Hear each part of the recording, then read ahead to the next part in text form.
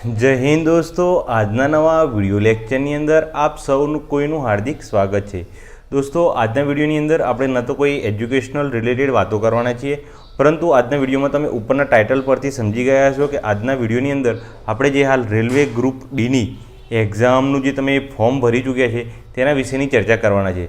મિત્રો હવે દરેક મિત્રોએ ફોર્મ ભરી ચૂક્યા હશે અને આજે કે વેકન્સી બહાર પડી છે એ અલગ અલગ ઝોન વાઇઝ બહાર પડી છે। તો તમે અહેમદાબાદ ઝોનમાં ફોર્મ ભર્યું હશે અને તમે સિલેક્ટ થશો તો પણ તે જ ઝોનમાં સિલેક્ટ થશો એટલે જોબ પણ તમારે અહીં જ કરવાની છે, તો તેનો તમને સૌથી મોટો ફાયદો થશે અને એની સેલેરી પણ ઘણી બધી સારી છે। પરંતુ હવે આપણને પ્રશ્ન થાય કે એની શરૂઆત કઈ રીતે કરવી, સિલેબસ શું છે તેની વિશેની આપણે ખ્યાલ હોવો જોઈએ અને કઈ રીતના આપણે વાંચવું જોઈએ, તે તમામે તમામ બાબતો સંકળાયેલી છે। તો તેની આ વિડીયોની આપણે ચર્ચા કરીએ। મિત્રો તમને સૌપ્રથમ જણાવી દઉં કે હું તમને આ જે એક્ઝામ છે તેની અંદર ઘણી મદદ કરવાનો છું, કારણ કે ઘણા બધા વિડીયો તમારા માટે લઈને આવવાનો છું જે તમને એક્ઝામની પ્રિપરેશન માટે ખૂબ જ મદદરૂપ થશે। એટલા માટે જો મિત્રો તમે અત્યાર સુધીમાં આપણી જે ચેનલ છે તેને સબસ્ક્રાઇબ ન કરી હોય, અહીં જે લોગો બતાવેલો તેને સબસ્ક્રાઇબ કરી લો, કારણ કે એના ઉપર બીજો એક પણ કોર્સ ચાલી રહ્યો છે, પોલિટીનો ફૂલ ડિટેલ્સ કોર્સ ચાલી રહ્યો છે। તો તમે એ પણ જોઈ લેજો એકવાર, એની વિડીયોની ક્વોલિટી જોઈ લેજો અને પછી સબસ્ક્રાઇબ કરજો। હું એવું નથી કહેતો કે સબસ્ક્રાઇબ જ કરજો, પહેલાં વિડીયો જુઓ અને પછી સબસ્ક્રાઇબ કરજો મિત્રો। તો મિત્રો વાત કરીએ કે આ જે રેલવેની એક્ઝામ છે તેની અંદર એક્ઝામ રિલેટેડ તો જનરલની અંદર બે સ્ટેજ આવતા હોય છે, CBT1 અને CBT2। જે CBT1 આવે છે એ કમ્પ્યુટર બેઝ ટેસ્ટ છે, બરાબર। એટલે કે તમે ઘણા બધા મિત્રો એક્ઝામ આપી ચૂક્યા હશે આ અગાઉની અંદર કે તેની અંદર તમારે કમ્પ્યુટર પર ટેસ્ટ આપવાનો હોય છે।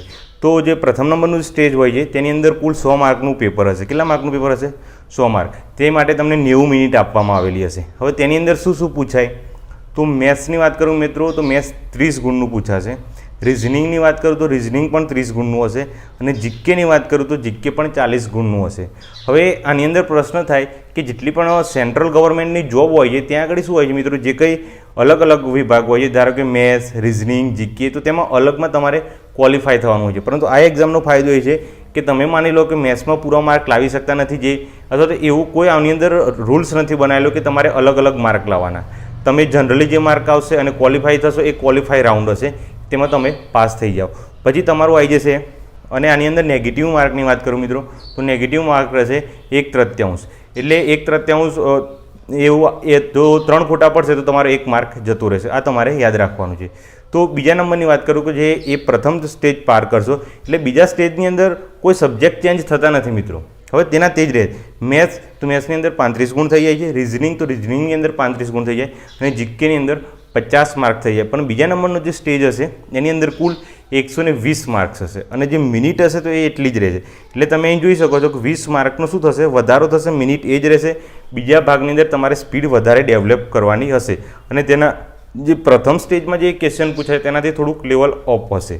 હવે અહીં આગળ જોયું મિત્રો તમે કે આની અંદર કોઈ ઇંગ્લિશ ગ્રામર કે ગુજરાતી ગ્રામર કે કોઈ પણ એવું આવશે નહીં। અને તમારે એ પણ યાદ રાખવાનું છે કે આ જે એક્ઝામ છે એ સેન્ટ્રલ ગવર્મેન્ટની છે, એટલે તમારે ગુજરાતનું આમાં કંઈ પણ વાંચવાનું નથી, બરાબર। ગુજરાતના રિલેટેડ કોઈ કરંટ હોય એ પણ જરૂર નથી, બરાબર। સાથે સાથે જે ગુજરાતની ભૂગોળ છે, ઇતિહાસ છે, ગુજરાતનું કોઈ પણ આમાં સાહિત્ય તમારે વાંચવાનું નથી, સીધું જ વાંચવાનું છે, ભારત સાથે સંલગ્ન હોય એવી તૈયારીઓ કરવાની। હવે મેથ્સ ને રિઝનિંગ તો જનરલ જ આવશે, પણ જીકેની અંદર થોડુંક બદલાશે। હવે તેમાં કયા કયા ટોપિક આવે છે એ પણ આપણે જોઈ લઈએ મિત્રો। હવે જોઈએ ગણિત એટલે કે મેથ્સની વાત કરીએ તો જેની અંદર આપણે જે હાલ જે ઘણા મિત્રો બેંકની તૈયારીઓ કરતા તેમને ઘણો ફાયદો થઈ જશે, સાથે સાથે તલાટી છે, બરાબર। એની અંદર આ તૈયારીઓ તો કર્યા જ હોય છે પણ થોડુંક લેવલ થોડુંક અપ જશે। જેની અંદર વાત કરું કયા કયા ચેપ્ટર હોય તો અંક પ્રણાલી હોય છે, બરાબર। પછી બોર્ડોમસનો જે સિદ્ધાંત આવે છે તે આવે છે, દશાંશ ચિહ્નોનું આવે છે, લસા ગુસા આવે છે, સમપ્રમાણ આવે છે, ટકા આવે છે, જે ક્ષેત્રફળ હોય છે, બરાબર, પરિમિતિ આવે છે, સમય અને કાર્ય, પછી સમય તથા જે અંતર હોય તેના દાખલા આવે છે, ચક્રવૃદ્ધિ વ્યાજ આવે છે, નફો ખોટ આવે છે, બરાબર, સામાન્ય વ્યાજ આવે છે, ગણિત આવે છે, પછી થોડા ઘણા સમીકરણો પણ આવી જતા હોય છે, ત્રિકોણમિતિ, બરાબર। તો આ દરેકે દરેક ચેપ્ટર એ મેથ્સના આવતા હશે। ત્યાર પછી જે રિઝનિંગની વાત કરું તો રિઝનિંગની અંદર પણ મિત્રો કેવું હોય છે તો તેની અંદર પણ તે જ પ્રકારે આવતું હોય છે જે આપણે રેગ્યુલરલી આવતા હોય છે। તેની અંદર જે એ અનુરૂપતાવાળું છે, પછી જે તમે સિરીઝ ગોઠવતા હોય છે, કોડિંગ ડીકોડિંગ જોતા હોય છે, ગણિતીય સંખ્યા જોતા હોય છે, બરાબર, સંબંધવાળો જે બ્લડ રિલેશનશિપવાળો આવતો હોય છે તે પણ આવતું હોય છે। પછી દરેક એવા જે આપણે જે રિઝનિંગની અંદર જોઈએ છીએ તે વેન આકૃતિ આવતી હોય છે, પહેલી એટલે કે જે કોયડાઓ આવતા હોય છે અમુક નાના સરખા એ પણ આવશે, આંકડાઓ છે.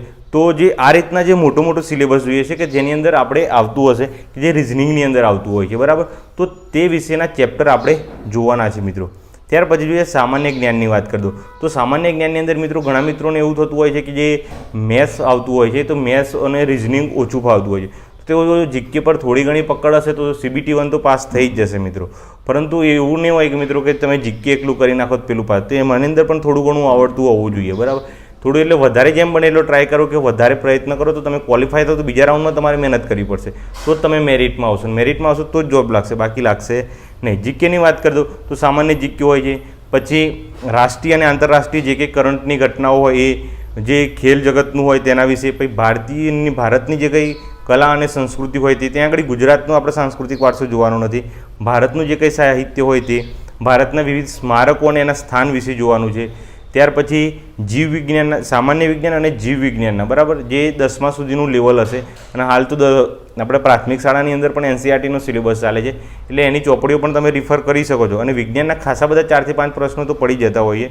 પછી ભારતનો ઇતિહાસ હોય છે જે સ્વાતંત્ર્ય સંગ્રામ સાથે સંકળાયેલો એ તમામ આવશે. પછી જે ભૂગોળના પણ ઘણા પ્રશ્નો આવતા હોય છે, બંધારણના પણ પ્રશ્નો આવતા હોય છે. પછી હાલની અંદર જે અંતરિક્ષ પરમાણુ જે કંઈ કાર્યક્રમ ચાલુ હોય તેના વિશેની પણ આપણે કરંટ રિલેટેડ પ્રશ્નો નીકળી આવશે. સંયુક્ત રાષ્ટ્રના પણ આવતા હોય છે. ભારત અને વિશ્વના ઉપર જે પર્યાવરણના મુદ્દોની કોઈ ચર્ચા હોય એ પણ આની અંદર લઈ લીધેલો છે મિત્રો. આ સાથે જ કમ્પ્યુટરના પણ નાના મોટી બાબતોનો પણ ચર્ચા કરવામાં આવેલી છે. પછી સામાન્ય સંક્ષિપ્ત એટલે કે નાના નાના જે આપણે શોર્ટ નામ હોય છે એ પણ પૂછાઈ શકે છે. ભારતમાં પરિવહન પ્રણાલી એટલે કે જે કઈ રીતે પરિવહન થાય છે તે બાબતો પણ પૂછાઈ શકે છે. અર્થવ્યવસ્થા, ઇકોનોમી, પછી ભારત અને વિશ્વની મોટાભાગની હસ્તીય વિશેષ પણ જોયું, સરકારી કાર્યક્રમ જેટલી પણ યોજનાઓ આવી હોય. આ ઉપરાંત ભારતની વનસ્પતિ અને જે જીવ વિજ્ઞાન, જીવસૃષ્ટિ હોય છે તેના પણ પ્રશ્નો આવતા હોય છે. અને જે ભારતના મહત્વપૂર્ણ જે સંગઠનો છે તેના વિશેની પણ બાબતો આવતી હોય છે. તો આ તમામ બાબતો આની અંદર આવતી હોય છે. તો મિત્રો આ તમામની અંદર આપણે પોઈન્ટથી જોવા જઈએ તો દરેકની હું MCQ સિરીઝ ચાલુ કરીશ કે ટોપિક વાઇઝ તમને આપીશ. જેમ કે મેથ્સ માટેના આપીશ તો મેથ્સના આપણે પહેલાં પ્રીવિયસ યર ક્વેશ્ચન છે અથવા તો જે કંઈ હોય તે 20 કે 25 જોઈશું. રિઝનિંગ માટેના પણ જોઈશું. અને જીકે માટે પણ બને એટલા વધારેમાં વધારે વિડીયો તમારા સુધી પહોંચાડી શકું એવો હું પ્રયત્ન કરીશ. અને જેથી કરીને તમે સારામાં સારું પરિણામ મેળવી શકો એવી હું આશા રાખું છું. તો મિત્રો બસ આજના વિડીયોમાં આટલું જ છે. જો અત્યાર સુધી આપણી ચેનલ સબસ્ક્રાઈબ ના કરી હોય તો સબસ્ક્રાઈબ કરી લેજો. અને જો તમે નવા હોય તો આપણા વિડીયો લેક્ચરમાં જોડાઈ જજો. અને જે મિત્રો આની તૈયારીઓ કરવા માંગતા હોય રેલવેમાં જવા માટેની તો તેમને સુધી આ વિડીયો પહોંચાડજો મિત્રો. બસ આજ માટે આટલું જ. જય હિન્દ, જય ભારત.